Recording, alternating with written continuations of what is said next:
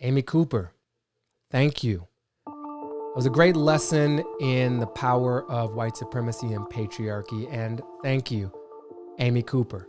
She, in response to being told by Christian Cooper, the man videotaping, that her dogs need to be on a leash, which is true, resisting that call to obey the rules, she instead invokes a higher authority, the powers of white supremacy and patriarchy, to rush to her defense and to possibly his demise.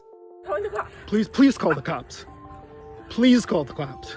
I'm going to tell them there's an African-American man threatening my life. Please tell them whatever you like.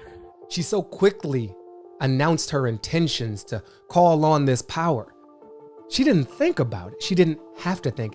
It was a reflex. It was reflexive racism. This was some wax on, wax off white supremacy where she had practiced it so much. She had learned it so early. There's a man, African-American, he has a bicycle helmet.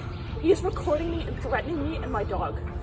She was not being threatened with any form of violence. She was being accused rightfully of breaking a rule and asked repeatedly to abide by that rule. She interprets that as a threat. She's not happy that a black person telling her what the rules are and telling her how she needs to live her life. And then on the call, she improvises. He's also threatening my dog while she's choking this poor little buddy out. She is abusing her power to such an extraordinary degree, and so confidently, because she knows she can get away with it, which means she probably has done it before. This isn't the first time. You don't pull off moves that smoothly and that quickly your first time out. She is the Mr. Miyagi of this kind of mayhem. When did you first realize you had this power? Why was it your first response to threaten, to call the cops, tell them an African-American was threatening your life? Those are all trigger words for police violence, and you knew them without having to think. Where did you first see that behavior exhibited? When did you first learn that it was okay to do that? When was the last time you abused the power you have in such a way? We start to crack open those questions. We start to get white people to deal with whiteness and the power it confers upon them. Then maybe there's a shot that we can pull off this multi-ethnic, multiracial democracy in the United States.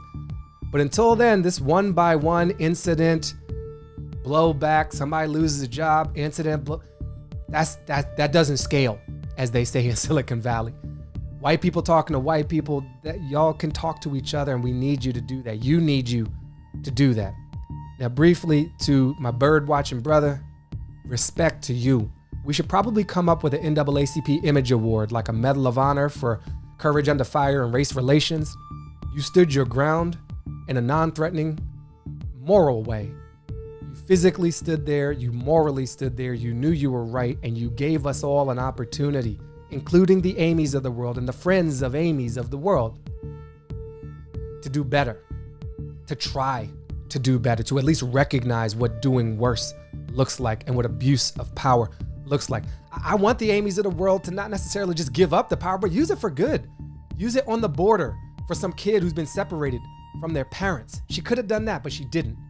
She wielded that weapon of white supremacy against somebody calling her out because she was actually doing wrong. That's all I got right now. Peace.